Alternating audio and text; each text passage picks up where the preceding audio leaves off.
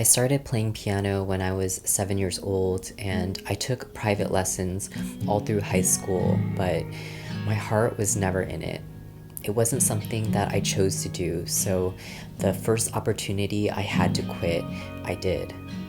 10 years later, to even my own surprise, I decided to start relearning again, but this time on my own terms. No teachers, I was going to pick my own music and just try to relearn from what I could remember on my own. And when I didn't, I was just one YouTube search away from finding my answer. This is pretty much what I've been doing for the last 3 years, and I can't believe I went from playing pieces like this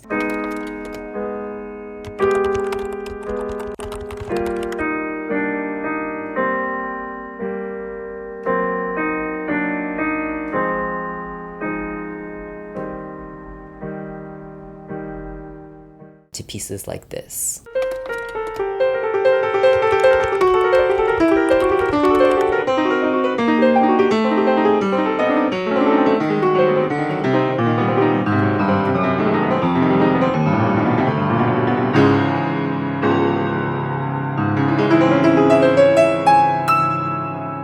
I kind of wondered if I'd be able to make any progress at all without a teacher, so I'm happy to report that I did. I mean, of course, it does help that I learned when I was a kid, so I wasn't starting from scratch, but I had to relearn all of my old skills, and I somehow even managed to surpass where I was when I quit. I wanted to share my experience and talk about some of the things that I wish that I knew in case there's anyone else on a similar journey as me, or if you're also teaching yourself, maybe my experience can give you some insight.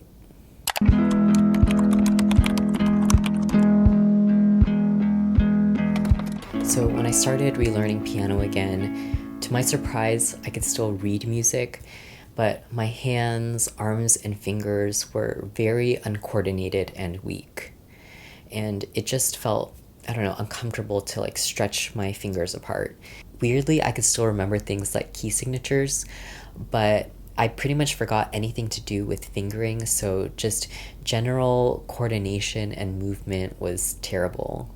I didn't start with scales or anything like that either. I was actually pretty resistant to it in the beginning, but I did eventually realize that they are necessary. Honestly, in the beginning, I just wanted to have fun and play music that I liked. So I googled Chopin easiest pieces, and the first thing that came up was this book. Chopin is one of my favorite composers, and many of the pieces in this book are very doable for beginners, so I highly recommend it if you also like Chopin. I eventually also picked up this book, which has the easiest pieces by Liszt, and again, there's a lot of great little pieces in here that are very suitable for beginners. Most of them are very short, so I found it easy to play through, and they're just so much more beautiful and fun to play than Czerny or Hanon. Just playing from these books did so much for helping me regain coordination, read music faster, and just overall help me relearn how to play the piano again. In a weird way, it almost felt like Chopin and Liszt were the ones teaching me. I mean, they kind of were with their music. But like I mentioned earlier, I quickly realized that this wasn't enough to improve my skills to be able to play the music I really wanted to play. Simple runs and even just crossing my thumb under felt so uncomfortable, and I knew I was doing something wrong. So that's when I decided I needed to start practicing scales, which is not what you ever want to hear, but I do have to say it helped tremendously. I'm not going to get into it too much here because I already have another video about scales that I'll link below if you're interested. I talk about how I motivated myself to practice the scales every day and how I practice them so that I don't dread doing it. So besides scales and these two books, YouTube pretty much became my best friend. Anytime that I had a question, I just had to do a search and I'd find my answer. Questions that I've definitely searched before: how to sit at the piano, how to relax at the piano tension, how to play fast. And as you know, you're going to get so many different results for your search. So how do you know which one will work for you? I think part of successfully teaching yourself anything is understanding how you learn best. Maybe you need more visual demonstrations, or maybe you need someone to thoroughly explain something. It can even just come down to the language that they use and if that makes sense to you. Personally, I found videos by the channel Piano Career really helpful, and she has a very similar music philosophy as my own beliefs, so I think that's why it worked so well. She has a holistic approach with an emphasis on relaxation. She prioritizes music making above all and understands that technique is only there to support this. I had a paying membership for 1 month, and many of her videos about scales, body weight, and relaxation have helped me so much. I'm not saying that this is going to be right for everyone. Like I said before, there's so many resources online now. It's just a matter of finding the one that works for your learning style. Hey, Editing Stanley here. I didn't do a very good job concluding this section, so I just wanted to add that I pretty much practiced every single day, anywhere between 2 and 5 hours. By the end of the first year, I regained most of my finger strength and dexterity. By the second year, I got back to my skill level before I quit, and by the third year, I surpassed that point. I think consistency had a lot to do with the progress that I made, but I genuinely enjoy practicing, so that part wasn't very hard for me. I actually feel off now if a day goes by without me playing at least a little bit. Okay, back to the video.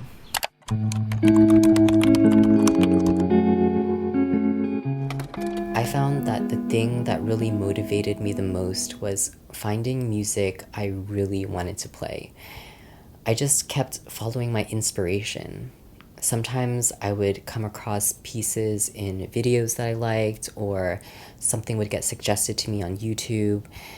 I just kept naturally finding pieces that really resonated with me, and I wanted to play them so badly. But unfortunately, most of those pieces were too difficult for me at the time. Trust me, I even tried playing some of them, and it was just no. But those pieces did become my motivation to keep improving so that I'd be able to play them. The last thing that really motivated me to keep practicing was watching other musicians who inspired me. There are so many pianists who have touched me so much with their music, moved me to tears even, and just watching them alone I find so motivational to keep improving. But I try to learn from them too. I would study their movements, their interpretation, even just the way that they sit down and prepare to play. I try to understand why I'm so drawn to their music so that I can incorporate that into my own playing. I was able to learn so much from just observing and feeling their music.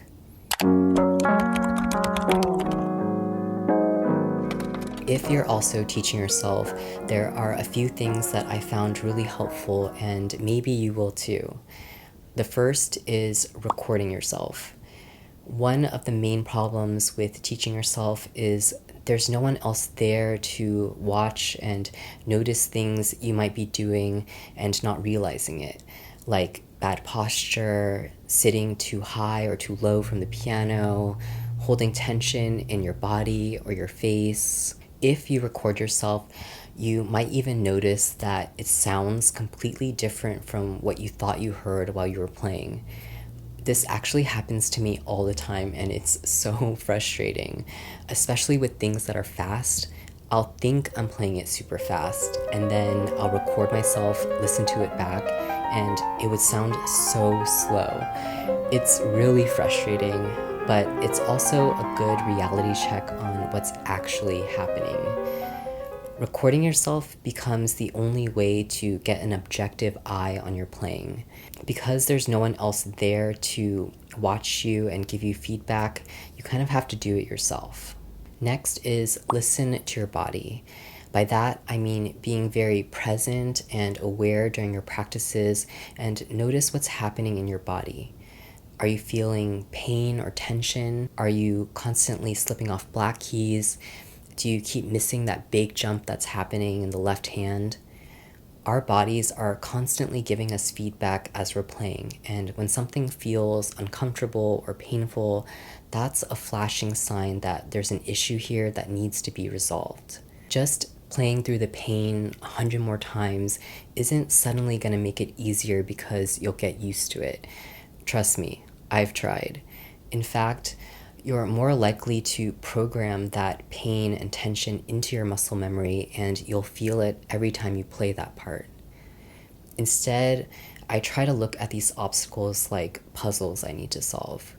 It's when I slow down and try to understand the technique or movement required to play it. Playing piano should never feel uncomfortable in your body, and if it does, I know it's just trying to tell me that there's something wrong here. Fix this.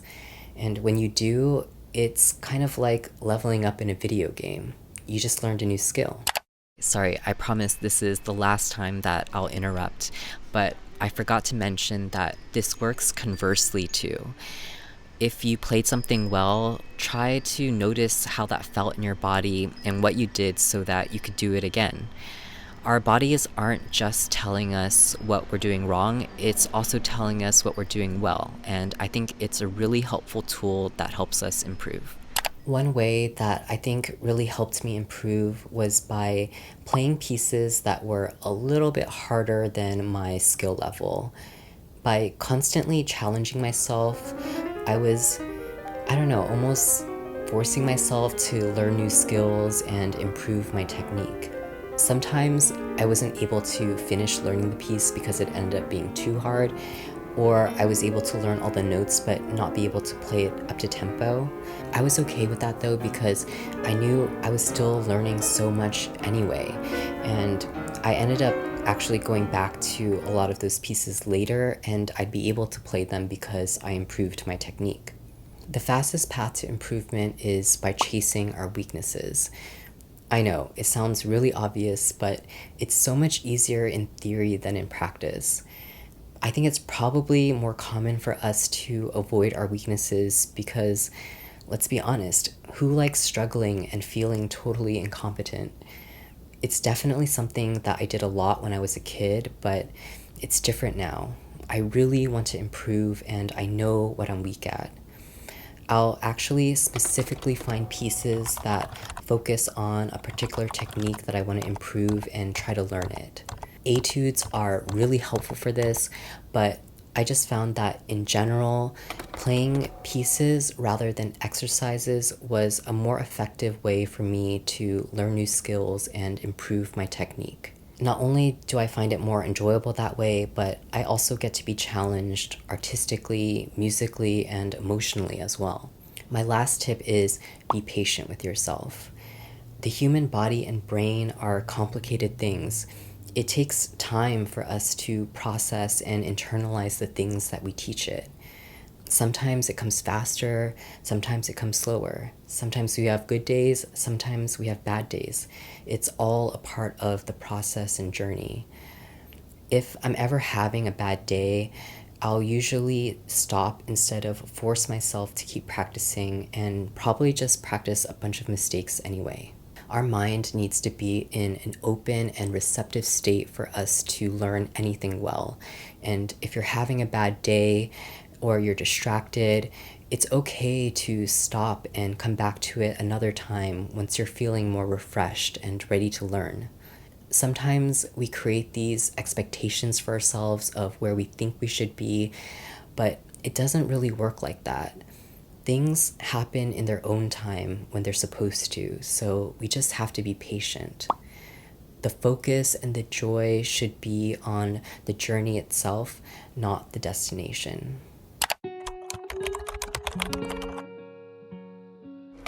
So after 3 years of teaching myself, I guess the question is, do I think it's worth it to get a teacher? I think if you're an absolute beginner, it is worth getting a teacher. Just because there's so many fundamental basic things to learn in the beginning, like how to read music, understanding rhythm, having the right posture. There's just so many things that I think it would be difficult to learn all on your own.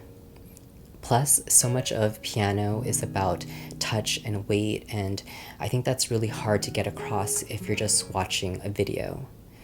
I also think it's beneficial in the beginning to have someone watch you and correct any mistakes that you might be doing so that you don't create bad habits from the beginning. I'm not saying I think it's impossible to start all on your own. I just think it would be beneficial to have a teacher if you're an absolute beginner. But if you're like me and already have a good understanding of the basics, I do think it's possible to keep learning and advancing on your own, going at your own pace and using your own intuition to guide you. That's it for this video. I really hope that you found it helpful in some way. If you're also self-taught, please let me know in the comments. Do you wish that you had a teacher? Do you like teaching yourself? What do you find challenging about it? I would love to hear your experience. Thank you so much for watching. I'll see you next time.